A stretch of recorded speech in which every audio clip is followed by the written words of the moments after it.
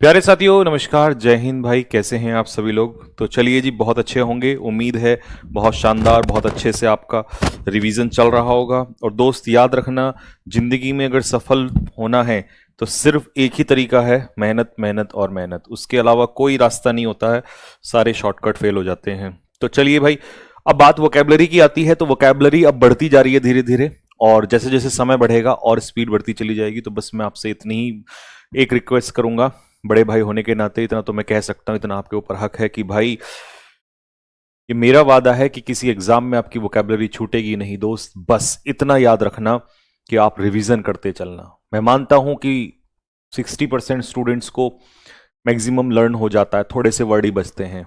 लेकिन 40% बहुत सारे बच्चे ऐसे होते हैं जो बिगिनर फर्स्ट टाइम तैयारी कर रहे होते हैं, उनको उतने नहीं याद हो पाते हैं। लेकिन भले ही याद ना हो, मुझे इससे कोई फर्क नहीं पड़ता। बस आप उसको 2 से 3 बार पढ़ते रहो। याद कराने का तरीका मेरे पास हजारों हैं, मैं बस इतना चाहता हूं कि आप रिवीजन करते रहिए। चाहे पहले वोकैबलरी, और सबसे बढ़िया तरीका क्या है आपको पता ही है कि पिक्चर मेथड से चल रहा है, तो इससे बेहतरीन कोई मेथड हो नहीं सकता। सबसे पहले आप पिक्चर से रिलेट करते हुए उसके मीनिंग को सीखिए। इन सेंटेंसेस को रटने की कोशिश नहीं करना। ये सेंटेंस वगैरह तो सिर्फ इसलिए दिए जाते हैं, ये लंबे लंबे मीनिंग, जिससे कि आप केवल एक बार मीनिंग को समझ सके। एक्चुअल में तो इनका पर्पज क्या है वो हमें एग्जाम में सॉल्व होगा, जो ऑब्जेक्टिव आएगा वहां पर इतने लंबी लंबी ये बातें नहीं आएंगी। लेकिन ये इतना लंबा सब कुछ लिख के इसलिए दिया है जिससे कि अच्छे से समझ में आ जाए। कभी कभी क्या होता है, जैसे हम YouTube पे प्रैक्टिस कराते हैं तो वहां पे एक प्रॉब्लम आ जाती है कि डायरेक्ट ऑब्जेक्टिव होता है, तो बहुत बच्चों को समझ ही नहीं आता कि इसका एक्चुअल मीनिंग क्या था। यहां आपको माइंड में भी विजुअलाइज हो जाता है, वहां पे नहीं होता है चीजें। ठीक है, तो इसीलिए मेरे भाई, मेरा बस इतना सलाह है कि आप इसको रिवाइज करते रहिए पिक्चर मेथड से। जब भी मूड खराब हुआ करे या जब भी मूड अच्छा हो, दोनों ही मूड में आपको क्या करना है, बैठ के चलो संजीव सर की एक पीडीएफ खोल लेता हूं, ठीक है, और उससे फटाफट जल्दी से रिवीजन ले लेता हूं। किसी भी टाइम पढ़ते पढ़ते कोई सब्जेक्ट पढ़ रहे हो, बीच में पीडीएफ खोल ली तो रिवीजन कर लिया। जब इतनी बार रिवाइज करोगे, फिर आपको पता है मैं ऑब्जेक्टिव कराता हूं लास्ट में। जब वो हो जाता है, जैसे ए का कंप्लीट हुआ तो सारे उसका आपको ऑब्जेक्टिव कराए प्रैक्टिस। फिर बी का होगा तो बी के कराऊंगा, सी का होगा सी के कराऊंगा, और जब सारे ए टू जेड हो जाएंगे फिर मिसलीनियस कराऊंगा आप लोगों को। तो मेरे पास बहुत तरीके हैं। बस आप केवल और केवल मेरे भाई, इतनी सी रिक्वेस्ट है हाथ जोड़ के आप सभी से कि यार बहुत शिद्दत से कंटेंट मैं बना रहा हूं और मुझे आपसे रिजल्ट चाहिए, बस मेहनत करते हुए चलो। ठीक है, बेनीवोलेंट। तो आज हमारा बी के वर्ड्स जो हैं वो स्टार्ट हो रहे हैं। क्या स्टार्ट हो रहा है? यहां से बी के वर्ड्स स्टार्ट हो रहे हैं। ठीक है, ये बी के वर्ड्स स्टार्ट हो रहे हैं। चलिए जी, तो पहला वर्ड है बेनीवोलेंट। बेनीवोलेंट क्या होता है? बेनीवोलेंट का मतलब होता है काइंड, दयालु। ठीक है, या willing to help others. Paper में सिर्फ इतना सा दे देगा कि बेनीवोलेंट का मतलब क्या होता है, काइंड होता है, या इसी को हम कहते हैं चैरिटेबल। जो चैरिटी करता है उसी को चैरिटेबल कहते हैं। या जेनरस, जेनरस का मतलब भी यही होता है, जो दूसरों की सेवा करता है। या ऑल्ट्रुइस्ट, ऑल्ट्रुइस्ट भी होता है निस्वार्थ भाव से सेवा करने वाला। ठीक है, लेकिन इतने सारे वर्ड मैं अभी क्यों नहीं लिखता हूं? क्योंकि अभी मैं बेसिक से चल रहा हूं, तो मैं एक एक वर्ड को ही समझाने की कोशिश कर रहा हूं। ये सब तो आपने मेरा यूट्यूब पे भी देखा है, ये सब तरीका। तो जब हम अपनी पे आते हैं तो फिर हम बहुत लंबे निकल जाते हैं, एक क्लास में हजार हजार वर्ड्स। तो वो वक्त भी आएगा, वो वक्त आएगा। ठीक है, तो अभी बस सिंपल वर्ड और उसका मीनिंग समझते हुए चलो। The benevolent man help the poor children with books. तो देखिए, अब इसको बेनिवोलेंट ही तो कहेंगे। इसको बेनिवोलेंट इसलिए कहेंगे क्योंकि भाई ये बंदा पैसे से, बुक से हेल्प कर रहा है, मदद कर रहा है। और जो व्यक्ति किसी की मदद करता है उसे हम क्या ही तो कहते हैं, बेनिवोलेंट ही तो कहते हैं। आया समझ में? बुक बांट रहे हो तो ये बेनिवोलेंट नेचर ही तो हुआ हमारा, चैरिटेबल ही तो हुआ। अच्छा, एक second.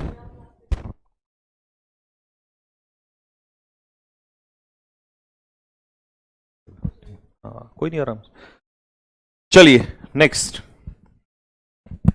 Beguile. What is beguile? Beguile का मतलब होता है किसी को धोखा देना, चीट करना किसी को। ठीक है, ड्यूप करना किसी को, डिसीव करना। तो डिसीव यहां पर दिया हुआ है ना?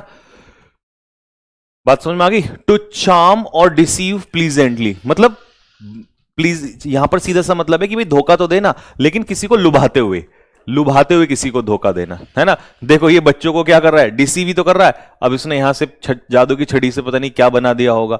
तो इसे कहते हैं बहलाना, फुसलाना, मन मोहित कर लेना, जैसे तुम्हारा हो जाता है। ठीक है, चलिए। The magician beguile the audience with his tricks. तो जो जादूगर है, मैजिशियन को हम क्या भी कहते हैं, विजार्ड भी कहते हैं, विजार्ड। ठीक है। तो उसने बच्चों को क्या किया, लुभाया अपनी ट्रिक्स से, है ना, ऑडियंस को। Next, banal. बैनल का मतलब क्या होता है? बैनल का मतलब होता है कोई भी चीज जो कॉमन हो, जो यूजुअल हो, जो घिसा पिटा हो, जिसका बार बार यूज हो चुका हो, या ट्राइट, ओवर यूज्ड, ओवर यूज्ड, घिसा पिटा। अनओरिजिनल मतलब कुछ नया ना हो जिसमें, वही घिसी पिटी बातें, ठीक है।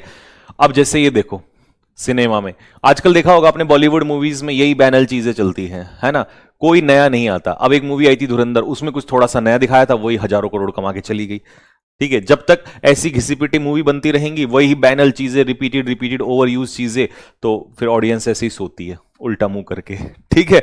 The movie had a banal story, वही साधारण सी, कोई नई स्टोरी नहीं थी उसमें। ब्रेजन, ब्रेजन क्या होता है? ब्रेजन होता है बेशर्म, मतलब बोल्ड एंड विदाउट शेम। तो यानी कि इसको हम क्या कह सकते हैं? शेमलेस, या इसको हम क्या कह सकते हैं? इम्प्यूडेंट। बेशर्म या इम्प्यूडेंट। अब कहने को तो बहुत सारे वर्ड हैं, लेकिन फिर वही बात है, वो तो फिर ऑब्जेक्टिव क्लास हो जाएगी, है ना। इंसोलेंट,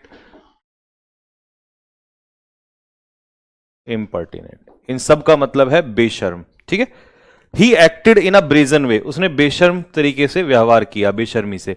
अब ये बेशर्मी तो है, सोचो किसी के पेरेंट्स आ रखे हैं, कोई बड़े बुजुर्ग आ रखे हैं, और वो भाई साहब है ना किस तरीके से बैठा हुआ है, तो ये एक तरीके से बेशर्म वाला तरीका है। कभी कभी ना ऐसा होता है जीवन में, इंसान दो पैसे कमा लेता है तो अपने माँ बाप या अपने बड़ों के जो आदर है वो करना छोड़ देता है। तो मेरा मानना है कि जीवन में आप ऊंचाई को जरूर पाइए, बट नीचे जमीन को मत छोड़िए। तो इसीलिए ब्रेजन बिहेवियर कहते हैं इसे, मतलब बेशर्मी वाला, है ना। बेंटर, बेंटर होता है, बेंटर क्या होता है? बेंटर होता है किसी का मजाक उड़ाना। मजाक इन द सेंस एक तरीके से फ्रेंडली टीजिंग करना, ठीक है, हंसी मजाक करना किसी को। प्लेफुल टीजिंग और जोकिंग, ये प्लेफुल का मतलब है मजाक मस्ती, है ना। ऐसा नहीं कि भाई किसी को आप जानबूझ के डिसरेस्पेक्ट करो, डिसरेस्पेक्ट नहीं, मतलब जो आप मजाक मस्ती जैसे स्कूल वगैरह में नहीं करते थे, है ना, किसी का मजाक उड़ाते थे, तो उसे हम बेंटर कहते हैं, ठीक है। दे वर बेंटरिंग इन द क्लास, तो वो क्लास में क्या कर रहे थे? बेंटरिंग कर रहे थे, ठीक है, हंसी मजाक कर रहे थे। अब ये देखो, ये पप्पू है ना, बिल्लू के साथ क्या कर रहा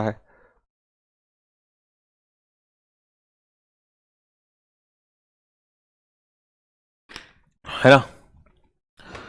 पप्पू, बिल्लू, कालू, सलोनी, है ना, ये सारे मैंने देसी नाम दे दिए, अंग्रेजी बच्चों को देसी नाम। बेनेडिक्शन, बेनेडिक्शन क्या है? ब्लेसिंग्स, आशीर्वाद। ब्लेसिंग्स कह सकते हो, आशीर्वाद कह सकते हो। पुजारी ने आशीर्वाद दिया at the end of the ceremony, तो भाई पुजारी ऐसी तो कहता है ना, सदा सुहागन रहो, जीते रहो, तुम्हारी शादी होगी जब तुम मुझे बुलाओगे तो मैं भी तो तुम्हें ऐसी आशीर्वाद दूंगा, है, सदा सुहागन रहो, जीते रहो, है ना, तुम्हारी जिंदगी में अच्छा हो।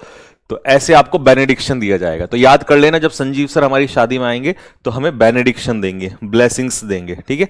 Next, bleak. ब्लीक का मतलब होता है बहुत ही, देखो इसके कई सारे मतलब होते हैं, आप इसको ऐसे भी ले सकते हो। अब जैसे यहां पर कोल्ड दे रखा है, तो पता है कई बच्चे कहेंगे अरे संजीव सर ने तो कराया था ब्लीक का मतलब ठंडा होता है। ठंडा, ये सुनो सुनो किस सेंस में, यहां कोल्ड, एम्प्टी और विदाउट होप का मतलब है, इस पूरे का मतलब है निराशाजनक, मतलब आप इसको ग्लूमी कह सकते हो, ग्लूमी, सैड, ठीक है, डिप्रेस्ड, होपलेस, आप ये सब कह सकते, ये मीनिंग है इसका, ठीक है। यानी कि जग सोना सोना लागे, है ना। आज जैसे वैलेंटाइन डे है, आपके महिला मित्र ने आपको फटकार लगा दी, तो फिर कैसा माहौल हो जाएगा? ब्लीक हो जाएगा, सब काला काला धुंधला। अच्छा, इसका मतलब काला काला घना धुंधला, क्योंकि काला जो होता है मतलब अंधेरा जो होता है वो एक तरीके से निराशा का प्रतीक होता है, तो इसीलिए कभी कभी हम ग्लूमी, निराशाजनक, है ना, डार्क, इस सेंस में भी ले लेते हैं इसको, ठीक है। तो ब्लीक का मतलब हो जाएगा धुंधला। इसीलिए देखो ये भाई साहब, इसको आज 14 फरवरी है ना, तो आज इसकी महिला मित्र ने कुछ कह दिया होगा, तो भाई साहब का जो है बिल्कुल, है ना, कैसा हो गया माहौल? एकदम ब्लीक हो गया, है ना, निराशाजनक। The future looked bleak after the loss. अब कई बार ऐसा होता है ना कि भाई 4 साल हमने जिनको दिए, जिनके पीछे दिए, उन्होंने 5वें साल में मना कर दिया, है ना, तो अब भविष्य कैसा दिख रहा है? उधर पढ़ाई भी नहीं करी, पढ़ाई नहीं करी तो फिर भविष्य कैसा दिखेगा? ब्लीक दिखेगा, है ना, काला दिखेगा, अंधेरे वाला दिखेगा, ठीक है, निराशाजनक दिखेगा। तो आप इसके कई मीनिंग निकाल सकते हो ब्लीक का, डार्क, ग्लूमी, सैड, ठीक है, ये सब मीनिंग लगा सकते हो। Next, bonanza. बोनांजा, बोनांजा का मतलब होता है अचानक से जब कुछ आपके लॉटरी लग जाती है तो उसे बोनांजा कहते हैं। ठीक है, बड़ा फायदा अचानक से। सडन ग्रेट सक्सेस, मतलब ग्रेट सक्सेस तो है लेकिन सडन, जैसे मान लो आपने कई साल मेहनत करी, सालों साल आपने मेहनत करी, फिर आपको कुछ मिला, वो बोनांजा नहीं होगा। बोनांजा होता है कि जब कोई चीज आपको अचानक से मिलती है एकदम से, है ना। इसको हम एक वर्ड से भी कह सकते हैं, विंडफॉल। हाँ, कई बच्चों के माइंड में आ रहा होगा, विंडफॉल भी कह सकते हैं, है ना। Winning a 1 crore lottery was a real bonanza for him. देखो भाई साहब, है ना, जैकपॉट लग गया, बोनांजा हाथ लग गया हमारे भाई के साथ। Next, belittle. बिलिटिल का मतलब होता है किसी के काम को, किसी की वैल्यू को कम कर देना, यानी कि एक तरीके से ये डिसरेस्पेक्ट में आता है। तो यहां पर इंपॉर्टेंट जो है क्या है, किसी को, मतलब इसके सिनोनिम्स में क्या भी आ सकता है, डिसरेस्पेक्ट भी आ सकता है। क्या आ सकता है, डिसरेस्पेक्ट करना। बिलिटिल करना मतलब अंडर एस्टिमेट करना, किसी की जो कीमत है, किसी की जो वैल्यू है वो कम कर देना, इसे कहते हैं दैट इज बिलिटिल कर देना। बिलिटिल करना मतलब किसी की वैल्यू को कम आंकना। ठीक है, अब ये रहा तुच्छ समझना, है ना, छोटा दिखाना किसी को।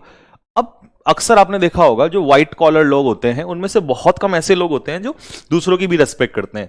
अब ये अब जैसे सपोज करो कोई भी व्यक्ति मजदूरी कर रहा है, पता है क्या होता है, जनरली मैंने अक्सर देखा है कि इंसान जब 2 पैसे कमा लेता है तो वो फिर लोगों को नीचा दिखाना स्टार्ट कर देता है। ऐसा बहुत बार होता है। आप लोग कहेंगे सर हमने तो नहीं देखा, एक्चुअल में अभी आपने दुनिया नहीं देखी इसीलिए आपको नहीं पता है। हमने देखी है तो हम जानते हैं। जैसे ही लोगों के पास पैसा आता है तो फिर वो क्या करने लग जाते हैं, वो नीचा दिखाने लग जाते हैं। और लेकिन हमें कभी भी नहीं ये समझना चाहिए कि हर व्यक्ति अपनी फैमिली के लिए इंपॉर्टेंट है। क्या एक मजदूर भी अपनी फैमिली के लिए राजा होता है, क्योंकि वो अपनी फैमिली का ब्रेड विनर है, रोजी रोटी कमाता है। तो ये माइंड में कहीं ना कहीं रहना चाहिए। तो जीवन में ध्यान रखना का, मैंने फिर बोला, ऊंचाइयां पाना अच्छी बात है बट जमीन छोड़ देना बुरी बात है। तो ऊंचाइयां पाइए बट जमीन नहीं छोड़नी है आपको। तो इसीलिए कभी किसी को बिलिटिल मत करिए, किसी के काम को अंडर एस्टिमेट मत करिए, नीचा मत दिखाइए किसी को। He always belittles others' efforts. होता ना, कई लोग दूसरे के एफर्ट्स को नीचा दिखाते हैं, मतलब कम कम आंकते हैं किसी को। ठीक है, नेक्स्ट, बैलिकोज, लड़ाकू टाइप का, रेडी टू फाइट या एग्रेसिव, है ना, लड़ाकू झगड़ालू टाइप का। ऐसे लड़के होते हैं, आपने देखा होगा स्कूल कॉलेजेस में होते हैं ना, खासकर बैक बेंचर्स। बैक बेंचर्स हमेशा लड़ाकू टाइप के ही लड़के होते हैं, कुछ को छोड़कर। ठीक है, तो बैलिकोज होता है रेडी टू फाइट, एग्रेसिव। अगर मैं आपसे कहूं कि इसका इंडियन क्रिकेट टीम में कोई एग्जांपल दूं तो विराट कोहली। विराट कोहली जो है उसी कैटेगरी का इंसान था। वो अकेला ऐसा कैप्टन हुआ है, चाहे रोहित शर्मा हो, चाहे आपका MS धोनी हो, उन सब में, सौरव गांगुली हो, गांगुली जी भी थे, बट विराट में कुछ ज्यादा ही एग्रेशन था। तो एकदम से वॉयलेंट टाइप का, उग्र हो जाता है जो बंदा, है ना, तो उसे हम कहते हैं बैलिकोज। तो रेडी टू फाइट, तैयार एकदम लड़ने के लिए, aggressive. His bellicose attitude created tension. और ऐसा बंदा हमेशा कहीं भी रहता है तो एकदम टेंशन खड़ी ही रहती है कि भाई पता नहीं कब लड़ाई झगड़ा शुरू कर दे। तो ये देखो, ये बंदा जो है कैसा है, बैलिकोज है, दो ही लुक्स स्मार्ट। बेरीवमेंट। बेरीवमेंट का मतलब क्या होता है, इट मींस जब आप किसी व्यक्ति की मृत्यु हो जाती है तो फिर हम उसकी मृत्यु का शोक मनाते हैं, तो उस पीरियड को कहते हैं बेरीवमेंट। हिंदी में इसको कहते हैं शोकाकुल। ज्यादा हिंदी हो गया, आप देसी में समझो, शोक मनाना। ठीक है, डीप सोरो आफ्टर समवंस डेथ, किसी की डेथ के बाद उसका सोरो या शोक मनाना। ठीक है, अब जैसे सपोज करो ये पिक्चर में आपको दिखाई दे रहा है, he must be his father और एनीबडी, है ना, कोई ना कोई होंगे जिसकी मृत्यु गए, शोक मना रहा है ना। तो she was in bereavement after her father's death, अपने फादर की मृत्यु के बाद वो किस में थी, शोक में थी। तो ये वो पीरियड होता है जिस समय हम शोक मना रहे होते हैं। ठीक है, नेक्स्ट, बायगट। बायगट कौन होते हैं, कट्टरपंथी लोग होते हैं। जैसे आज देखा होगा आपने सोसाइटी में होता है ना, बिल्कुल होता है, मतलब इतना ज्यादा पॉलिटिक्स ने हमारे अंदर कट्टरपंथी ला दी है कि हम अपने स्कूल के दोस्तों को भी, अगर वो दूसरे धर्म जाति के हैं तो उनको देखना तक पसंद नहीं करते हैं। क्यों, जस्ट ड्यू टू दिस बायगटरी। बायगटरी का मतलब होता है कट्टरपंथी, स्पेशली धर्म को लेकर या रिलीजन को लेकर होता है। ठीक है, अब जैसे ये देखो, ये बिल्कुल चल रहा है आजकल। एकदम से देखोगे लड़के लोग जो है ना, specially they are always in bigotry, है ना। किसी मुस्लिम को देखेंगे बस उसके बारे में उल्टा सीधा कहना स्टार्ट कर देंगे। और तो और कुछ लोगों को आपने देखा भी होगा, एक वीडियो मैंने देखी थी उसमें APJ अब्दुल कलाम के बारे में बोला था। मैंने कहा यार शायद ये इतिहास में ये जो दौर चल रहा है, ये मैंने तो इतिहास नहीं देखा, बट ये जो पीरियड चल रहा है ये वर्स्ट टाइम चल रहा है। क्योंकि जब हम किसी ऐसे व्यक्ति को धर्म से, केवल धर्म की वजह से टारगेट कर सकते हैं कि यार उसका धर्म मुस्लिम है तो इस वजह से हम उसको टारगेट कर सकते हैं, वो व्यक्ति जिसने जो चाहता तो अपना जमीर बेच सकता था, इवन आपको पता होगा उसको ऑफर मिला था अमेरिका से, बट उसने कहा कि नहीं, कंट्री इज फर्स्ट। तो ऐसा आजकल होता है। हाँ, ये मैं मानता हूं कि कई बच्चे आप में से कहेंगे नहीं सर, आतंकवादी भी तो मुस्लिम होते हैं, बट कई मुस्लिम ने शहादत भी दी है दोस्त बॉर्डर पे। तो हमेशा आप निगेटिव साइड को ही क्यों देखते हैं? सोशल मीडिया की वजह से आज हम निगेटिव हो चुके हैं। तो आप अगर निगेटिव देखते हो तो पॉजिटिव भी देखना सीखो। आप अब्दुल कलाम को भी याद करो। आप ऐसे बहुत सारे, मैं तो देखता हूं जब मेड अवार्ड मिलते हैं प्रेसिडेंट से, तो उसमें बहुत सारे ऐसे बहुत सारे सोल्जर्स होते हैं, ऑफिसर्स होते हैं जो मुस्लिम होते हैं, तो वो भी तो देश के लिए जी रहे हैं ना, फिर हम उनको क्यों नहीं याद रखते हैं? तो हमें किसी धर्म के हिसाब से नफरत नहीं पालनी चाहिए। हाँ, लोग गलत वो तो सब जगह होते हैं, वो तो हिंदुओं में भी होते हैं, वो मुस्लिम्स में भी होते हैं, वो क्रिश्चियंस में भी होते हैं, है ना, वो सब जगह होते हैं। तो इसीलिए बायगट का मतलब होता है कट्टर, है ना, a person intolerant of others belief, मतलब दूसरों के जो भी रिवाज हैं उनको वो टॉलरेंट नहीं है, उनके लिए टॉलरेंट नहीं है, यानी कि उनको वो नहीं मानता है, तो इसको कट्टर कह देंगे हम लोग, ठीक है।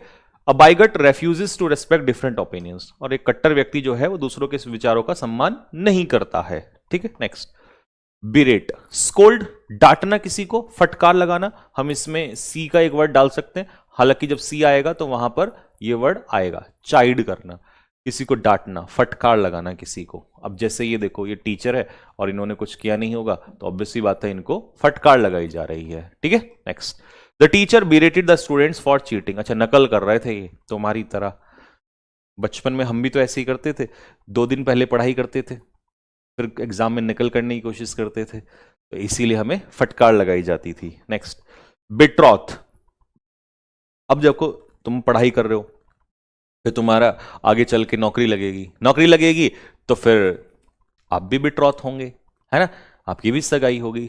अब ये देखो, बिल्कुल, है ना, ये दोनों जो हैं ये इनके मम्मी पापा होंगे और इन दोनों की क्या हो रही है, सगाई हो रही है। प्रॉमिस इन मैरिज, ये गेट एंगेज्ड।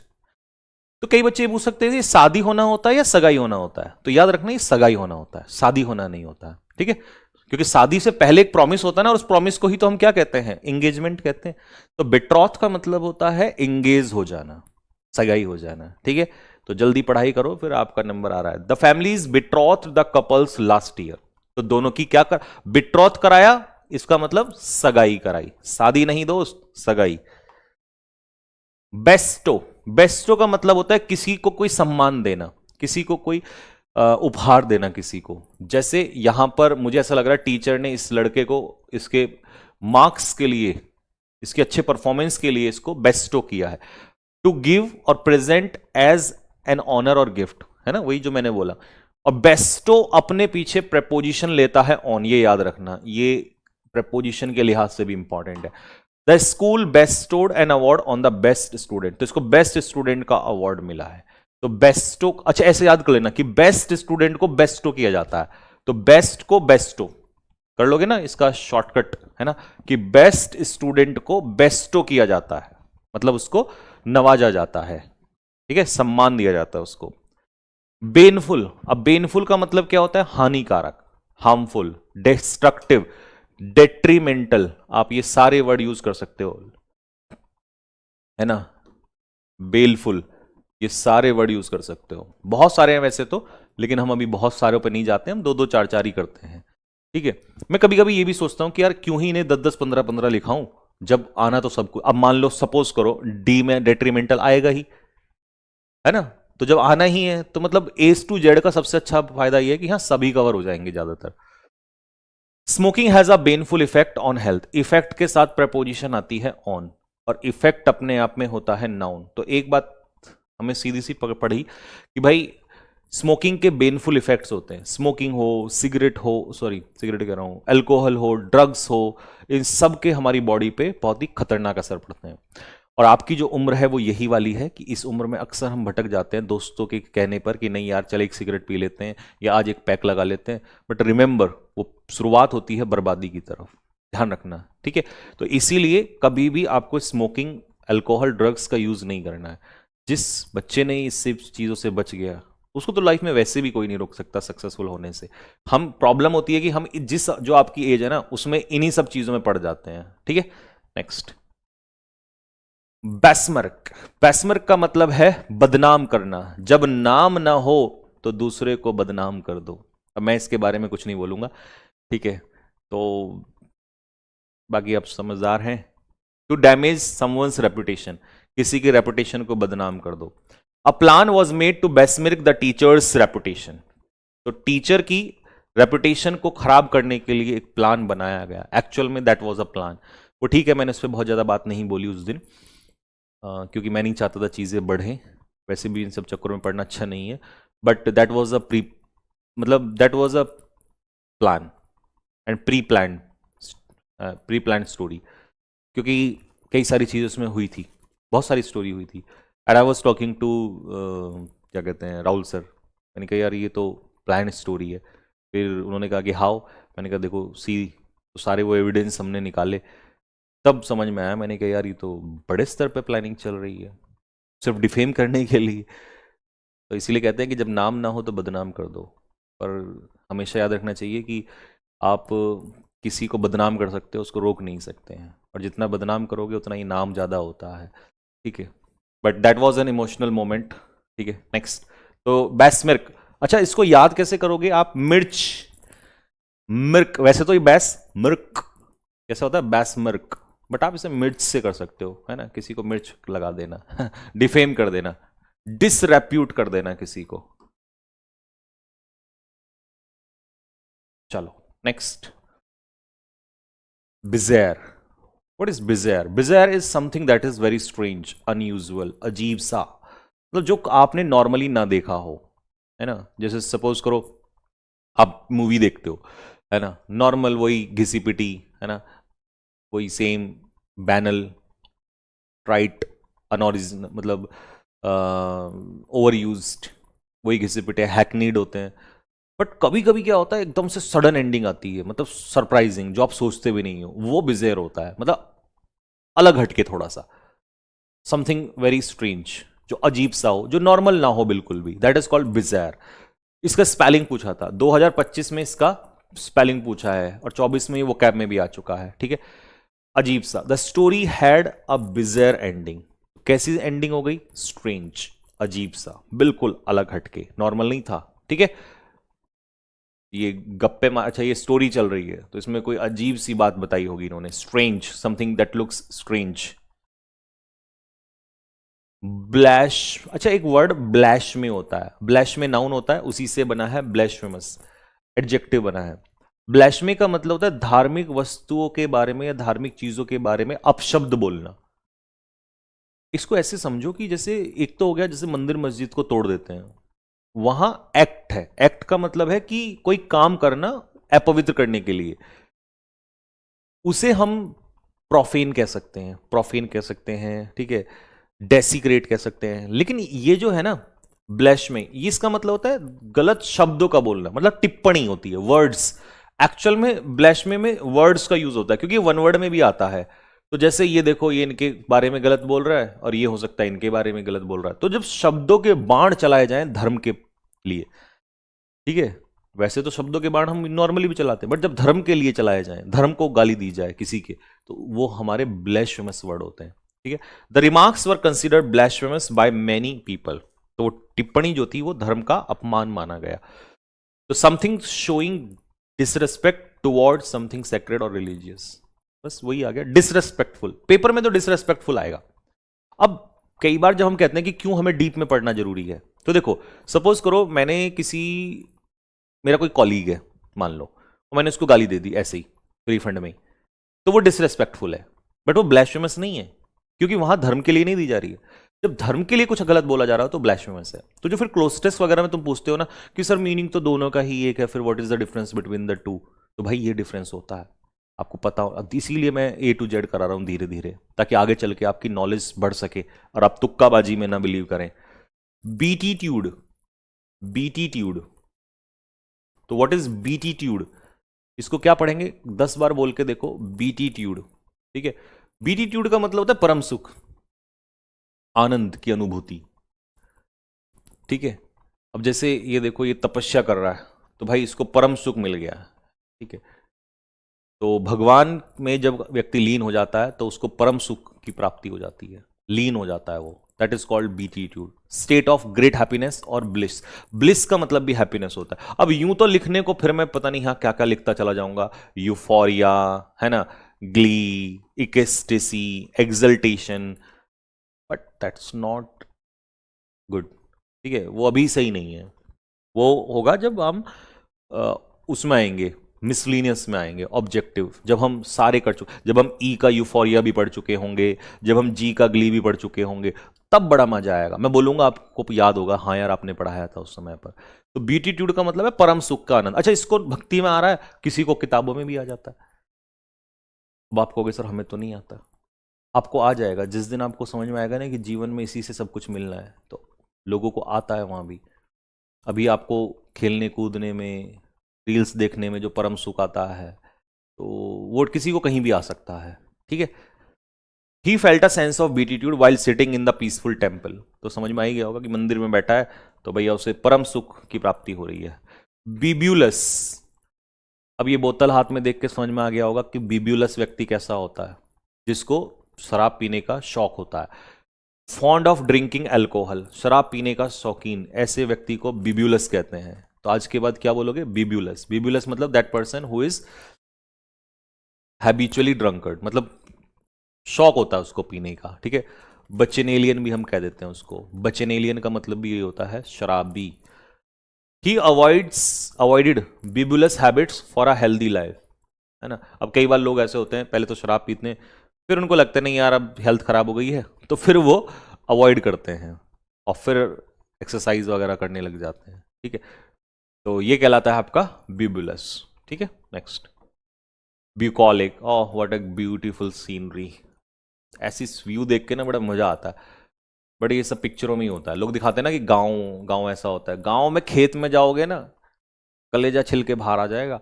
तो गांव, ये सब स्विट्जरलैंड वगैरह के गांव होते हैं। भारत के गांव में खेत में काम करना पड़ता है, खेत में वो चलाना पड़ता है, हल चलाना पड़ता है। ठीक है, बट हाँ कंट्री साइड यही होता है। अच्छा, कई बच्चों ने ना मुझसे एक दिन एक बात पूछी, भैया कंट्री साइड का क्या मतलब होता है? एक्चुअल में कंट्री को लोग सोचते हैं कि देश का मतलब है, यहाँ पर कंट्री साइड का मतलब होता है ग्रामीण जिंदगी, मतलब गांव का क्षेत्र। तो आज के बाद याद रखना, ये क्लोज वगैरह में आता है कंट्री साइड। इसको जब नोट्स में देखोगे तो कंट्री साइड को लिख लेना, ग्रामीण क्षेत्र। ठीक है, तो ब्यूकॉलिक का मतलब होता है रिलेटेड टू विलेज, गांव से संबंधित, है ना। रूरल भी आप इसको कह सकते हो। ठीक, they enjoy the bucolic beauty of the village, गांव की शांत ग्रामीण सुंदरता। तो ब्यूकॉलिक ब्यूटी का मतलब शहरी नहीं होगा, ग्रामीण होगा। ठीक है, बट्रेस, बट्रेस का मतलब होता है किसी चीज को मजबूती देना, सपोर्ट करना। Strong evidence buttressed his argument. अब सबूत देकर जनरली वकील क्या करता है? अपने आर्ग्यूमेंट को स्ट्रॉन्ग करता है, मजबूत करता है। ठीक है, भाई वकील का काम क्या है? वकील का काम है बहस करना। और फिर सबूत का काम क्या है? सबूत का काम है उस बहस को मजबूती देना। बट्रेस, बट्रेस का मतलब सपोर्ट करना। ठीक है, तो स्ट्रेंथन करना, सपोर्ट करना, मजबूत करना, फोर्टिफाई करना। हालांकि फोर्टिफाई अलग सेंस में होता है, किलाबंदी करना। बेलफुल, बेलफुल का मतलब क्या होता है? बेलफुल का मतलब होता है हानिकारक। अभी तो बताया था फिर मैंने आप लोगों को, बेल हानिकारक के लिए तो कई सारे वर्ड बताए थे, तो ये भी उसी में आ जाएगा। थ्रेटनिंग हार्म और इविल, मतलब नुकसान देने वाला, तो नुकसान देने वाला मतलब हानिकारक ही हो जाएगा। He gave a baleful look at his opponent, तो डराने वाला, धमकाने वाला। ठीक है, तो बेलफुल इज इविल, बुरा, मतलब नुकसानदायक में भी आ सकता है और डरावना भी आ सकता है। ठीक है, दोनों आ सकते हैं। बॉइस्ट्रस, बॉइस्ट्रस होता है एकदम वैसा माहौल जैसा होली पे नहीं होता, नॉइजी, एनर्जेटिक, लाइवली, शोरगुल, ये हल्ला गुल्ला वाला। जैसे क्रिकेट मैच पाकिस्तान कब है? 15 फरवरी, 15 तो कल है, कल ही, कल ही होने वाला है इस। तो भैया ये जो होता है ना बॉइस्ट्रस लोग जो होते हैं, वो बिल्कुल ही एकदम मौज मस्ती वाले होते हैं, पूरा शोरगुल हल्ला गुल्ला, है ना। शांति नहीं होता इसका, शांति इसका एंटोनियम हो जाएगा। The children became boisterous during the game. ठीक है, बच्चे जो हैं वो गेम के दौरान क्या बन गए? बॉइस्ट्रस बन गए। ठीक है, चलो अच्छा, ये बॉइस्ट्रस कौन सा कॉम्प्लीमेंट है, सब्जेक्ट कॉम्प्लीमेंट या ऑब्जेक्ट कॉम्प्लीमेंट? ये सब्जेक्ट कॉम्प्लीमेंट है। क्यों? क्योंकि ये सब्जेक्ट की इंफॉर्मेशन दे रहा है, और जो सब्जेक्ट की इंफॉर्मेशन दे वो सब्जेक्ट कॉम्प्लीमेंट। और कॉम्प्लीमेंट कौन सी वर्ब के माध्यम से दिया जाता है? लिंकिंग। देख रहे हो, अब तो ग्रामर पढ़ के आप फटाफट निकाल सकते हो। खैफ और खत्म, तो ये तो खत्म हो गया भाई। ठीक है, बी का पहला सेशन आपका ओवर हो गया है। अब क्योंकि आपको पता है वो कैब के साथ साथ हम वन वर्ड में भी चलते हैं, तो आइए आपको दर्शन कराते हैं, वन वर्ड की सैर कराते हैं। तो वन वर्ड सब्स्टिट्यूशन में पहला वर्ड है आपका प्लेनिट्यूड। और क्या सीनरी है, है ना, देख रहे हो। एक्चुअल में ये ना उत्तराखंड में भी ऐसी ना एक जगह है जहां पर फ्लावर ऑफ वैली कहा जाता है उसको, वैली ऑफ फ्लावर सॉरी। तो वहां पे ना बिल्कुल ऐसे, मतलब आप जाओगे ना, मैं आपको नाम बताऊंगा, मेरे दिमाग से निकल रहा है, मैं गया हूं वहां पे, तो मतलब चारों तरफ फूल ही फूल मिलेंगे, इसीलिए उसको वैली ऑफ फ्लावर्स कहा जाता है। बहुत सुंदर है लिटरली, और वहां तो पहाड़ है तो और ज्यादा सुंदर लगता है। तो अभी एक्चुअल में कॉन्टेक्स्ट क्या है वो बता देता हूं। जब कोई चीज बहुत ज्यादा मात्रा में होती है, मतलब something that is in profuse, ठीक है, प्लेथरा, जो आपने बहुत सारे वर्ड पढ़े ही हैं, दैट इज कॉल्ड एम्पल, प्रचुर मात्रा में। तो ये दिखाना चाह रहा है कि यार वो वैली ऑफ फ्लावर्स जो है उसमें जो फ्लावर्स हैं they are in plenitude, abundance, प्रचुर मात्रा में है। The garden showed plenitude of flowers in spring. तो अक्सर स्प्रिंग में ऐसा ही होता है ना, फूल जो हैं वो बहुत ज्यादा आते हैं। They are in plenitude, they are in abundance, ठीक है, प्लेंटी, प्रचुर मात्रा में। ठीक है, नेक्स्ट रिवैम्प। रिवैम्प का मतलब क्या होता है? दोबारा किसी चीज को सुधारना, रेनोवेट करना, ठीक है, मरम्मत करना, बेहतर करना। अब बेहतर किसी मकान का भी हो सकता है, किसी मशीनरी का भी हो सकता है, ठीक है, किसी वेबसाइट का भी हो सकता है। रिवैम्प है ना, इंप्रूव करना। जैसे मान लो शुरू में हमने वेबसाइट बनाई, बड़ी गंदी सी, है ना, अजीब सी, फिर उसको क्या किया जाता है? दोबारा से रिवैम्प किया जाता है, दोबारा से बेहतरीन बनाया जाता है। ठीक है, तो नया रूप देना है किसी चीज को। The company revamped its website to attract users. Users को अट्रैक्ट करने के लिए कंपनी अपनी वेबसाइट को बार बार रिवैम्प करती है। रिवैम्प का मतलब है दोबारा से रेनोवेट करती है। ठीक है, हालांकि अगर बिल्डिंग को बात आएगी तो बिल्डिंग में रिवैम्प नहीं आएगा, बिल्डिंग के लिए स्पेशल वर्ड होता है रेनोवेशन, मरम्मत करना। ठीक है, नेक्स्ट इक्वेटर। अब इक्वेटर मैंने डाल ही दिया, वैसे तो सबको पता ही होगा, बट फिर भी आता है वन वर्ड में तो मैंने डाल दिया। तो एक्चुअली में मैंने पहले 2025 के वन वर्ड उठाए हैं सभी एग्जाम्स के, क्योंकि मैं चाह रहा हूं कि पहले डिक्विटी के सारे वन वर्ड, सारे वोकैब हो जाएं। ठीक है, तो ये पूछा था, ये आपके कोई से एग्जाम में ही पूछा है, तो वहीं से ही उठाया है। इक्वेटर क्या होती है? इक्वेटर भूमध्य रेखा सबको ही पता है, ठीक है, जो अर्थ को दो हिस्सों में बांटती है। इमेजिनरी लाइन होती है जो पृथ्वी को दो हिस्सों में बांटती है, दैट इज कॉल्ड इक्वेटर। ठीक है, चलिए ऑप्टिशियन। अच्छा, बच्चों को ऑप्टिशियन में और ऑप्थेल्मोलॉजिस्ट में बड़ा कंफ्यूजन होता है, तो मैंने इसीलिए दोनों एक साथ ही लगवाए। देखना, हाँ ये रहा ऑप्थेल्मोलॉजिस्ट। ये जो ऑप्थेल्मोलॉजिस्ट है इसका काम है कि आंखों का इलाज करना। और ये जो भाई है हमारा, ये इलाज नहीं करता, ये आई ग्लासेस बनाता है। समझ रहे हो बात को? ये डॉक्टर वो वाला नहीं है, ये डॉक्टर नहीं है एक तरीके से, ये मतलब अब डॉक्टर कह सकते हो, लेकिन इसका काम है ग्लासेस को रिपेयर करना। आपको कितने का चश्मा लगेगा, है ना, वो सब चेक करता है। और आंखों में दिक्कत आ रही है, बीमारी है, उसको सही कौन करेगा? उसे ऑप्टिशियन नहीं करेगा, उसे डॉक्टर सही करेगा, और डॉक्टर का नाम है ऑप्थेल्मोलॉजिस्ट। कुछ बच्चे इसको ऑक्यूलिस्ट भी कह सकते हैं, पेपर में ये भी आ सकता है। ऑक्यूलिस्ट भी आई स्पेशलिस्ट ही होता है। ठीक है, तो आंख की समस्या से कौन सा विशेषज्ञ होगा? ऑप्थेल्मोलॉजिस्ट या ऑक्यूलिस्ट। और जो आई ग्लासेस, जो हमारे ये चश्मे हैं, ये बनाता है या बेचता है, उसे हम ऑप्टिशियन कहते हैं। तो ये डाउट था बहुत बच्चों का, मैंने आगे पीछे ही लगवा दिया इसीलिए दोनों के दोनों को। Next insolvent. भैया ये तो सब जानते हैं, दिवालिया होता है ना, और दिवालिया ये कोई भी हो सकती है, कंपनी वगैरह। विजय माल्या भी इंसॉल्वेंट हो गया था, फिर भाग गया यहां से, है ना, तो that is called insolvent. Unable to pay debt, इसमें बी साइलेंट रहता है तो इसे डेट कहते हैं। डेट, डेट मतलब ऋण, कर्जा। The company became insolvent after heavy loss. नुकसान के बाद जो है कंपनी कैसी हो गई? इंसॉल्वेंट, दिवालिया घोषित हो गई। सब पीना, सब पीना का मतलब क्या होता है? ये ध्यान से देखना, ये थोड़ा सा आपको नया लगेगा। सब पीना का मतलब होता है कोर्ट का आदेश, कोर्ट में बुलाने के लिए। ठीक है, the witness received a subpoena from the court. तो सबपीना होता है कोर्ट में बुलाने का आदेश, कोर्ट की तरफ से आता है ये। ठीक है, तो अदालत में हाजिर होने का आदेश, दैट इज कॉल्ड सबपीना। ये मिल गया इसको भाई को, चलो आओ कोर्ट में। डेप्रीशिएट, अच्छा एक बात बताओ बच्चों, एप्रिशिएट का मतलब क्या होता है? एप्रिशिएट का मतलब होता है किसी की प्रशंसा करना, लेकिन आपको इतना ही तो पता है कि प्रशंसा करना। अब आज को मैं दूसरा मीनिंग सिखाता हूं इसका। पैसेज में पता है तुम क्यों फेल होते हो? पैसेज में तुम इसलिए फेल होते हो क्योंकि तुम्हें वहां पर इतना ही पता होता है कि यार एप्रिशिएट का मतलब है प्रशंसा। बट कभी कभी जब इकोनॉमी बेस्ड पैसेज आता है तो उसमें देता है कि भाई इस चीज की एप्रिशिएशन हो रहा है। अब हमें लगता है प्रशंसा हो रही है, नहीं, कोई सामान का एप्रिशिएशन हो रहा है तो मतलब उसकी वैल्यू बढ़ रही है। तो इसका एप्रिशिएट का मतलब कीमत बढ़ना भी होता है, तो उल्टा डेप्रिशिएट होगा, कीमत घटना। अब समझ में आया कि डेप्रिशिएट का क्या मतलब होता है और एप्रिशिएट का दूसरा मीनिंग क्या होता है।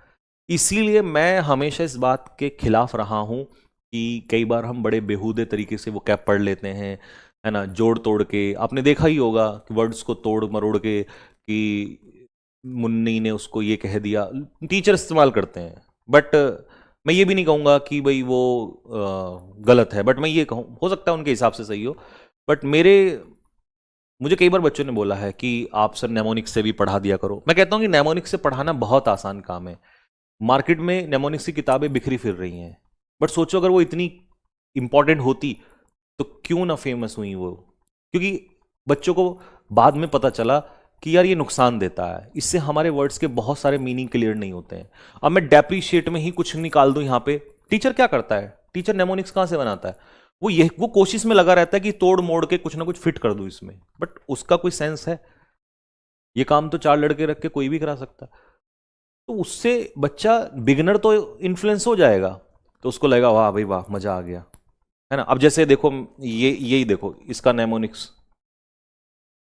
जैसे सपोज करो ये आ गया कैजोल। अब ये वर्ड है कैजोल, टीचर ने इस बात पे ध्यान नहीं दिया कि मैं इसको बच्चे को ये बता दूं कि बेटा इसका मतलब क्या है, बस ये दे दिया इसको काजोल जैसा लग रहा है तो काजोल लिख दो, और कह दिया कि भैया काजोल ने चापलूसी की अजय देवगन की, तब जाके शादी हुई, बना दी कोई मनगढ़ंत कहानी। This is called mnemonics. बोलने में कितना अच्छा लगता है नेमोनिक्स, लेकिन ये बर्बादी है स्टूडेंट्स की। उससे बेहतर उसको ये बताया जाता है कि भाई कैजुअल का मतलब होता है just to flatter someone, sorry to persuade someone by using flattery. Persuade actual meaning होता है, बट हाँ परसुएड करने का भी तरीका होता है, एक नॉर्मल एक चापलूसी, तो इसमें चापलूसी छिपी होती है कभी, इसीलिए इसका सिनोनियम कभी परसुएड आ जाता है कभी चापलूसी आ जाता है, तभी इसका सिनोनियम कॉक्स। ये एक्चुअल में डीप रिसर्च है, ऐसे नहीं पढ़ाते, तो इसमें थोड़ा मेहनत लगता है। बट वो काजोल और ये सब बना दिया, वो बेकार की चीज है, ठीक है।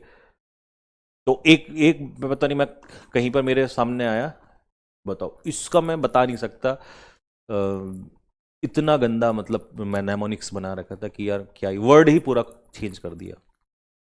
तो इसीलिए कोशिश किया करो इन सब चीज़ों से बचने की। हाँ कभी कभी दो चार में लगा लो, कोई दिक्कत नहीं है जब आपको लग ही रहा है, बट बेसिक्स आपको स्ट्रांग बनाएगा। नहीं तो ये बात नहीं पता चलेगी कि यार जब हम बात बोलते हैं कि वहीं एप्रिशिएट का मतलब प्रशंसा भी होता है और एप्रिशिएट का मतलब आपका कीमतें बढ़ना भी होता है, किसी चीज की वैल्यू बढ़ना भी होता है, ठीक है। तो डेप्थ से जाया करो, है ना। कार डेप्रिशिएट्स हो गई आफ्टर द परचेज, मतलब जैसे ही खरीदी तुरंत उसके बाद उसका डेप्रिशिएशन हो गया, मतलब उसकी कीमत जो है वो घट गई। Next, espionage. एस्पियोनेज होता है जासूसी। तो ये पिक्चर तो धुरंधर मूवी की है, आपको पता ही होगा कि ये जो था रणवीर सिंह, ये क्या ही था, ये एक स्पाई था। स्पाई का काम क्या होता है, स्पाई जासूस होता है, और इसका काम होता है जासूसी करना, और जासूसी क्या होता है, एस्पियोनेज, ठीक है। Next, jurisdiction. ज्यूरिसडिक्शन का मतलब होता है अधिकार क्षेत्र। जैसे मैं कहूं भाई ये हाई कोर्ट के ज्यूरिसडिक्शन में है, मतलब हाई कोर्ट यहां तक डिसीजन ले सकता है, तो ये उसके अधिकार क्षेत्र में है। ये दिल्ली के ज्यूरिसडिक्शन में है, मतलब दिल्ली में यहां तक डिसीजन लिया जा सकता है। तो ज्यूरिसडिक्शन का मतलब होता है कि कहां तक आपका अधिकार है, ठीक है। तो legal authority to make decisions, अधिकार क्षेत्र। The case falls under the court's jurisdiction. ये जो केस है ये कोर्ट के ज्यूरिसडिक्शन में आता है, मतलब कोर्ट इस पर डिसीजन ले सकता है, ठीक है।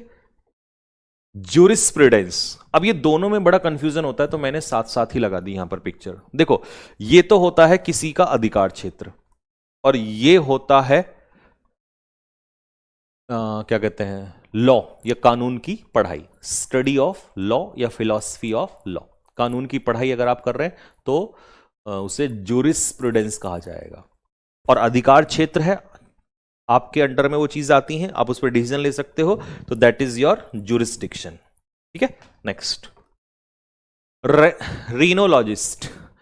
रीनोलॉजिस्ट आप देख ही रहे होंगे, तो ये नाक का स्पेशलिस्ट होता है। ठीक है, जो नोज डिजीजेस होती हैं उनके ऊपर रिसर्च कर रहा हूं, सॉरी, उनको ठीक करता है। तो a doctor specialising in knows disease, नाक रोग विशेषज्ञ। जैसे गायनेकोलॉजिस्ट क्या होता है, मैंने आपको कई बार पढ़ा रखा है, गायनेकोलॉजिस्ट होता है विमेन स्पेशलिस्ट, जो विमेन प्रॉब्लम्स होती हैं उनमें डील करता है। ठीक है, ऐसे रीनोलॉजिस्ट नोज में आता है। ठीक है, नेक्स्ट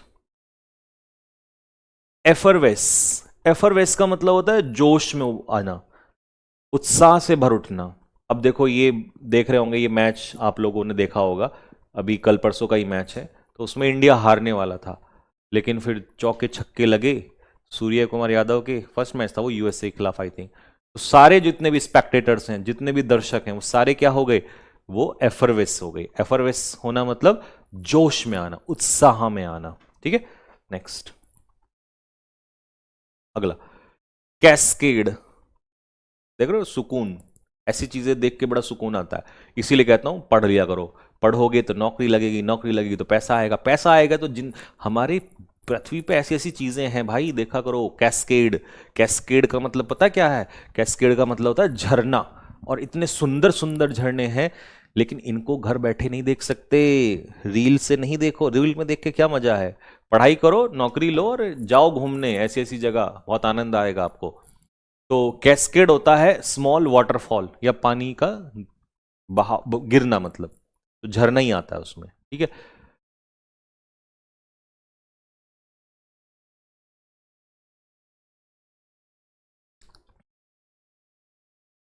चलिए नेक्स्ट मिराज। ये तो सबको पता होगा, है ना, साइंस में भी आता है मिराज। हिंदी में इसको क्या कहते हैं, क्या लिखा है, मृत नहीं, मृग, मृग तृष्णा, हाँ, बड़ा स्ट्रेंज सा है, मृग मृग तृष्णा कहते हैं आई थिंक इसको ना। मैं वैसे समझाता हूँ इंग्लिश में, समझो, ये एक्चुअल में आपको प्रैक्टिकली बताता हूँ। कभी कभी आपने देखा होगा गर्मियों में जब हम ऐसे चलते हैं, ऐसे चलते हैं, तो जैसे मैं मान लो यहाँ गाड़ी चला रहा हूँ, तो मैंने देखा कई बार पानी दिखाई देता है रोड पे, और फिर जब मैं नजदीक जाता हूं तो वहां से फिर यहां दिखाई देता है। समझ रहे हो? That is an illusion. इसी को हम मिराज कहते हैं। Optical illusion caused by heat, specially desert में होता है, रेगिस्तान में तो बहुत ज्यादा होता है क्योंकि वहां हीट ज्यादा होती है। रोड पे भी आपको मिलता है ये, तो दिस इज कॉल्ड मिराज। ठीक है, traveller mistook a mirage for water in the desert. कई बार होता है, हमें लगता है रेगिस्तान में पानी है, बट वो मिराज होता है, मृग तृष्णा होता है, इल्यूजन। पेपर में इसका सिनोनिम आएगा तो सिर्फ इल्यूजन आएगा। ठीक है, रिटोरिक। रिटोरिक स्पीच होता है कि जब आप बढ़ा चढ़ा के प्रसंग, मतलब बढ़ा चढ़ा के जो आपके सामने ऑडियंस है उसको अट्रैक्ट करने के लिए स्पीच देते हो, तो उस स्पीच को रिटोरिक स्पीच कहते हैं, या रिटोरिक वर्ड्स लैंग्वेज कहते हैं, जो इंप्रेस करने के लिए शब्द बोले गए हैं। जनरली नेता लोग यूज करते हैं अपनी रैली के दौरान, आपने देखा होगा। अच्छा, इसमें भी दो स्पीच होते हैं। एक स्पीच होता है कि भाई मैं अच्छा भाषण दे रहा हूं, अच्छे शब्दों का यूज कर रहा हूं, सामने जो लोग बैठे हैं उनको इंप्रेस करने के लिए, अट्रैक्ट करने के लिए। ठीक है, मतलब ऐसा नहीं कि मैं आया और मैंने जाके जानकारी दे दी बस ना, उसी बात को अच्छे से परोसना, तो वो रिटोरिक में आ जाता है। इंप्रेस, यहां पे इंप्रेस वर्ड जो है ना, जब आप लैंग्वेज यूज करते हैं इंप्रेस करने के लिए, तो वो रिटोरिक वर्ड्स होते हैं आपके। ठीक है, एक तो नॉर्मली बोल दिया ऐसे ही, एक होता है इंप्रेस करने के लिए, मतलब शानदार अच्छा बोलना। एक स्पीच होता है गुस्से में दिया गया भाषण, और मैंने बहुत बार देखा है कि एक नेता है भारत में, अक्सर वो गुस्से में ही देते हैं, that is called Asaduddin Owaisi. भाई मतलब हमारा आदमी बहुत बढ़िया है, बट भाषण जनरली उनके गुस्से में ही होते हैं। तो वो स्पीच क्या होता है? वो स्पीच होता है हमारा हैरंग। ठीक है, his speech was full of rhetoric but lack real solution. नेता ऐसा ही होता है, फुल ऑफ रिटोरिक, उसका जो स्पीच था वो रिटोरिक था, है ना, बड़े बड़े अच्छे अच्छे शब्द थे इंप्रेस करने के लिए, लेकिन रियल सॉल्यूशन नेता के पास कभी नहीं होता। नेता कुछ नहीं देता, सिर्फ भाषण ही भाषण देता। ठीक है, नेक्स्ट। हैरेंग, देखो ये आई गया। हैरेंग मतलब वो पिक्चर बिल्कुल सही लगी है। हैरेंग मतलब वो भाषण जो गुस्से में दिया गया हो। ठीक है, अ लॉन्ग, लंबा, एंग्री स्पीच, और जो क्रिटिसाइज करने वाला हो उसे हम कहते हैं हैरेंग। तो दोनों स्पीच समझ में आ गया। ये रिटोरिक क्या होता है, इंप्रेस करने के लिए, और ये क्या होता है, गुस्से में दिया गया भाषण। कैकोफोनी होता है शोरगुल, हल्ला गुल्ला, है ना, बहुत ज्यादा। अब जैसे कार देख लो, कार का हॉर्न बजाते रहते लोग, वो कैकोफोनी ही होता है। डीजे 24 घंटे पड़ोस में शादी के दौरान बजता रहता है, वो भी कैकोफोनी के अंडर में ही आता है, वो भी उसी में आता है, शोरगुल में आता है। ठीक है, तो the market was filled with cacophony noise. अब मार्केट में आप देखो, संडे मार्केट में जाओ, है ना, वो बिल्कुल वही वाला शोर आता है, कैकोफोनी। ठीक है, नॉइज वाला। पायरोटेक्निक्स, पायरोटेक्निक्स क्या होता है, जो शादी में आतिशबाजी होती है ना, उसी को हम पायरोटेक्निक्स कहते हैं। ठीक है, आतिशबाजी, बस सिंपल है इसका, आतिशबाजी। पायरो मतलब होता है फायर, आग, तो पटाखों में यही तो होता है। फायरवर्क्स और इंप्रेसिव विजुअल डिस्प्ले, इसे हम कहते हैं पायरोटेक्निक्स। पायरो से याद रख लेना, पायरो का मतलब जब भी आएगा ये फायर से रिलेटेड आएगा। जैसे मान लो पायरोफोबिया, तो पायरोफोबिया कौन सा फोबिया होता है, फियर ऑफ फायर। ठीक है, हिस्ट्रियोनिक, हिस्ट्रियोनिक का मतलब होता है जरूरत से ज्यादा नाटकीय। समझ रहे हो, मतलब जब ड्रामा ज्यादा हो जाए उसे हिस्ट्रियोनिक। आप कहोगे भैया हिस्ट्रियोनिक तो ऐतिहासिक होता है, नहीं, वो हिस्टोरिक होता है। हिस्टोरिक होता है इतिहास से संबंधित, यह है हिस्ट्रियोनिक। इसका एग्जांपल दूं आपको एक शानदार सा। आपने देखा होगा हमारे डेली सोप्स होते हैं ना भारत में, डेली सोप्स को हिंदी में कहते हैं नाटक, और नाटकों में नाटक ही होता है। आपने देखा होगा एकदम से अगर किसी का प्लेट भी गिर गया तो मतलब 4 बार तो पहले सबकी तरफ दिखाएंगे कैमरा घुमा के, होता है ना ऐसा, ऐसा ही होता है। तो बड़े अजीब अजीब से नाटक होते हैं, तो हिस्ट्रियोनिक परफॉर्मेंस होता है वहां पर। ठीक है, उसका जो रिएक्शन था वो कैसा था, हिस्ट्रियोनिक था। उस रिएक्शन ने सभी को सरप्राइज कर दिया। तो ज्यादा नाटक नहीं कर रही है कुछ, है तो ऐसा होता है नाटकों में, ऐसा ही होता है, हिस्ट्रियोनिक, है ना, ओवरली ड्रामेटिक। ड्रामेटिक ठीक है, बट इसमें ओवरली ड्रामेटिक होता है। ठीक है, नेक्स्ट। पर्सोनिफिकेशन, मानवीयकरण, ये बहुत आता है एग्जाम में। मानवीयकरण, जब हम नॉन लिविंग को लिविंग की तरह दिखाते हैं। ठीक है, the poem uses personification to describe nature. अब नेचर वैसे तो नॉन लिविंग है, बट हम कहते हैं ना कि भाई नेचर ने मुझे बहुत प्यार दिया है। प्यार तो इंसान देता है, तो हमने नेचर को प्यार की, वो इंसान की तरह दिखा दिया। नेचर मुझे सुकून देता है, सुकून इंसान देता है, तो इसीलिए जब भी हम इंसान के रूप में दिखाएंगे, ठीक है, तो वहां पर वो पर्सोनिफिकेशन होता है, और पोएम में अक्सर यूज होता है ये। ठीक है,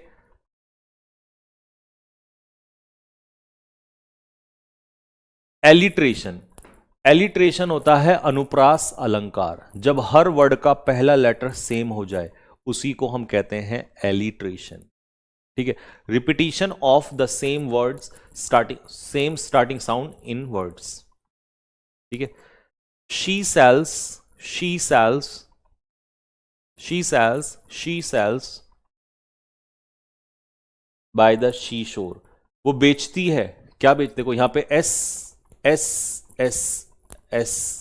ठीक है, ये तो प्रेपोजिशन और आर्टिकल है, तो S S S S sound same चल रही है। इसका मतलब जब हर वर्ड का पहला लेटर सेम हो जाए तो साउंड भी सेम ही रहती है, तो इसीलिए उसको कहते हैं हम लोग अनुप्रास अलंकार।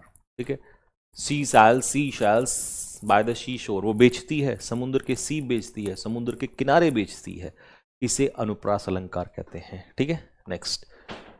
Retrenchment, what is retrenchment? Retrenchment का मतलब होता है जब आप किसी के एक्सपेंस में, किसी के,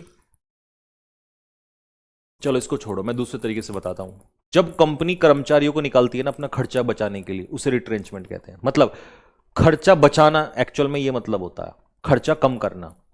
अब चाहे वो नौकरी पे निकालें या कुछ भी करें, दैट इज कॉल्ड रिट्रेंचमेंट। ठीक है, रिडक्शन ऑफ एक्सपेंसेस और स्टाफ टू सेव मनी, ठीक है, पैसा बचाने के लिए कमी करना। तो रिट्रेंचमेंट का मतलब रिडक्शन आता है, रिड्यूस, कम करना। तो भैया ले ऑफ नोटिस लगा दिया, निकाल दिया इनको सबको। जैसे अमेजोन ने निकाला था ना कुछ टाइम पहले, अमेजोन फ्लिपकार्ट ने बहुत सारे कर्मचारियों को निकाला था, बहुत सारे एम्प्लॉयज को फायर कर दिया था उन लोगों को, ठीक है। कंपनी ने अनाउंस किया रिट्रेंचमेंट ड्यू टू लॉस, कि भैया नुकसान हो रहा है इसीलिए हम ले ऑफ कर रहे हैं, रिट्रेंचमेंट कर रहे हैं। सेल्वो, सेल्वो होता है तीखा हमला।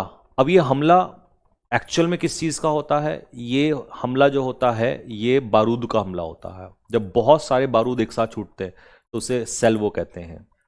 और ये शब्दों का भी बाण होता है, उसको भी सेल्वो कहते हैं। A strong attack, a sudden strong attack या बस्ट ऑफ क्रिटिसिज्म। और का मतलब है कि आप जैसे यहां पे देखो, ये इंडियन फाइटर जेट्स हैं, ये पाकिस्तान के ऊपर हमला किए हुए हैं, तो ये सेल्वो हो रहा है एक के बाद एक। ऐसा नहीं कि तुमने एक गोला फेंक दिया, नहीं, एक के बाद एक के बाद एक के बाद एक के बाद एक गोला दागना, ये सेल्वो कहलाता है। ऐसे ही इंटरव्यू में इंटरव्यूअर क्या करता है? एक के बाद एक के बाद एक के बाद एक क्वेश्चन पूछता है हमसे, तो वो सेल्वो ही कहलाता है, ठीक है। The soldier fired a salvo at the enemy, तो गोलियों की बौछार, इस बौछार को कहते हैं सेल्वो। क्वेश्चन की बौछार भी होती है, ठीक है। पोस्ट स्क्रिप्ट, जब किसी लेटर के बाद में एक मैसेज ऐड किया जाता है उसे कहते हैं पोस्ट स्क्रिप्ट। जैसे मान लो, dear Priya, looking forward to seeing you soon, तुमसे मिलने की उम्मीद करता हूं, बेस्ट राहुल। राहुल ने लिखा है प्रिया को। अब पोस्ट स्क्रिप्ट में लिखा है don't forget about tomorrow's meeting, कल की मीटिंग के बारे में भूल मत जाना। तो पूरा पत्र लिखने के बाद जो लास्ट में वर्ड्स होते हैं उसे पोस्ट स्क्रिप्ट कहते हैं, ठीक है। अंत में जोड़ी गई टिप्पणी, he added a postscript to thank his friend. खत्म खत्म के खम खम खत्म खत्म। चलो जी, ये खत्म हो चुका है। और आज इसमें ऑब्जेक्टिव नहीं है, फाइल में या नहीं है। एक्चुअल में हमारे यादव जी जो हैं आज बाहर गए हुए हैं, ठीक है। उनके घर में शादी का प्रोग्राम चल रहा है, ठीक है। तो इस वजह से वो क्या कहते हैं, अपने घर गए ही हैं। तो इसलिए इसमें हमने उनको फाइल जो दी थी तो उन्होंने हमें यही वाली दे दी, पूरी वाली दी नहीं है। तो हम इसके लिए क्या करेंगे, हम इसके लिए काम करते हैं, हम इसके लिए काम करते हैं, क्या करेंगे वो बताएंगे। वैसे तो इसी में ही वो होना था, आप इसका रिवीजन कर लेना, है ना। तो हम एक काम करेंगे, फाइल जब आपको इसकी नहीं, अभी तो मुझे यही देनी पड़ेगी, कल या परसों तक वो आ जाएंगे तो मैं ऑब्जेक्टिव वाली फिर आपको इसमें रिप्लेस करके दे दूंगा। वीडियो जो है इसका जो वो होगा, मतलब सॉल्यूशन का ऑब्जेक्टिव वाला जो होगा प्रैक्टिस का, उसका वीडियो है तो अलग से बना देंगे, है ना, 10 मिनट का। 10 मिनट में सारे ऑब्जेक्टिव हो जाएंगे, तो फिर वो इसके नीचे आ जाएगा, ठीक। क्योंकि अगली वाली में देंगे तो फिर ये डिस्टर्ब होगा, तो इसी में ही लग जाएगा, ठीक है। और पीडीएफ को ना एक बार एक काम किया करो, कभी कोई पीडीएफ में कोई कमी लगे ना तो उसको दोबारा चेक कर लिया करो। जैसे सपोज करो, मैं बताता हूं, मान लो कोई पीडीएफ है 6 नंबर की और आप हो 11 नंबर पे, और आपको लगता है कि 6 नंबर की पीडीएफ में कोई कमी है और वो बात मेरे तक पहुंची, तो मैं उसको करेक्शन करवा के दोबारा से अपलोड करवा देता हूं। और आपको लगता है कि अब पीछे कोई करेक्शन नहीं है, लेकिन एक बार फिर से चेक कर लिया करो कि क्या पता किसी चीज में कोई करेक्शन हो गया हो, ठीक है। अब जैसे मान लो मैं आज इसको अपलोड कराऊंगा, ये वाली फाइल अपलोड कराऊंगा, लेकिन जैसे ही हमारे यादव जी आएंगे कल परसों में, तो मैं इसमें ऑब्जेक्टिव ऐड करके दोबारा से इसी को ही, 2 फाइल नहीं होंगी, एक ही फाइल हो जाएगी, फिर इसी को ही अपलोड करवा देंगे, मतलब इसी में ही ऐड करवा देंगे पीपीटी में, है ना। अभी के लिए इसको रिवाइज कर लेना, ठीक है जी। तो चलिए, तो ठीक है भाई, यहीं तक रखते हैं, आप इसको रिवीजन करना। और बस मैं यही कहूंगा, रिवीजन रिवीजन रिवीजन, ठीक है। एक्चुअल में ऐसा होता है, स्टार्टिंग में बच्चा एक्सपेक्ट करता है बहुत कुछ, लेकिन कुछ टीचर ऐसे होते हैं कि सडनली ही सारा कुछ दे देते हैं, बट वो बच्चों से झेला नहीं जाता। मेरी आदत है कि कहाँ पे क्या बीमारी है उस समय वही दवाई देनी है। तो अभी मुझे पता है कि इस समय कैसे लेके चलना है। बहुत कुछ देने के मामले में हमसे आगे इस भारत में नहीं हो सकता, और इसे घमंड मत समझना, इसे एक्सपीरियंस समझना, क्योंकि मेरे को इतना एक्सपीरियंस हो चुका है इतने साल का कि जब बात प्रैक्टिस पे आएगी ना, तो फिर एक क्लास में हमसे ज्यादा क्वेश्चन कोई करा ही नहीं सकता। तो वो खेल तो बहुत आसान है। तो इसीलिए मैं चाहता हूं बेसिक्स पे आप फोकस करो, रिवीजन करो, अच्छे से पढ़ो इनको। पोस्ट स्क्रिप्ट है तो सर पिक्चर मतलब विजुअलाइज करने के लिए है, और ये इतनी शानदार पिक्चर्स हैं कि इनके बाद आपको कोई नेमोनिक्स कचरे की जरूरत नहीं है। हाँ, नेमोनिक्स ऐसा नहीं है कि मैं उसके 100% खिलाफ हूं, बट 99% खिलाफ हूं। 1% इसलिए नहीं हूं, किसी का भला हो रहा है, ठीक है भाई कर लो, बट एंड गोल उसका अच्छा नहीं होता, क्योंकि वहां एक्चुअल मीनिंग से बच्चा डिप्राइव हो जाता है, वो एक्चुअल मीनिंग नहीं आ पाता। हाँ, जिसको पसंद है वो कर लो, कोई दिक्कत नहीं है, बट मैं प्रायोरिटी नहीं देता हूं। मुझसे बच्चे कहते हैं कि सर कराओ, मेरे पास खूब मैसेज आते हैं, सर संकल्प लक्ष्य बैच में कराओ। मैं कहता हूं कि पहले मैं ऐसे पढ़ाऊंगा, नेमोनिक्स दे दूंगा और ऐसे ऐसे दे दूंगा, लोट पोट जाओगे, बट मैं पढ़ा के भी ये कह दूंगा कि इनसे थोड़ा बचना, एक बार पढ़ लो, आना इसी मेथड पे, ठीक है। तो आप रिवीजन करिए, बहुत कुछ मिलेगा, मैंने बहुत कुछ प्लान किया हुआ है, ठीक है। हम तो यूट्यूब पे इतना मतलब प्लान कर लेते हैं, ऐसे ऐसे चीजें कर लेते हैं, तो बैच में तो सोचो यार, मतलब सीरियसली बहुत डेडिकेटेड हूं मैं बैच को लेकर, बहुत कुछ मैंने प्लान कर रखा है, बस वो सारा का सारा एकदम से नहीं दे सकता, क्योंकि मुझे पता है बच्चे एकदम से पागल हो जाएंगे, ठीक है। बस शांति से पेशेंस से करते चले जाओ जो मैं कराता जा रहा हूं, ठीक।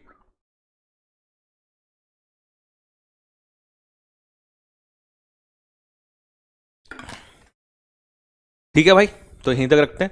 सभी को मेरी तरफ से हैप्पी वैलेंटाइन डे। आप सभी हमारे वैलेंटाइन ही हैं, तो आपको बहुत बहुत सारा प्यार मेरी तरफ से। आप ऐसे ही बस बहुत अच्छा से पढ़ते रहो, और फिर मिलते हैं आपसे सिलेक्शन होते ही, है ना, सम्मान समारोह में,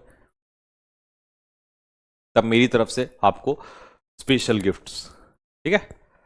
चलो, ओके, जय हिंद बच्चा पार्टी सभी को, लव यू ऑल।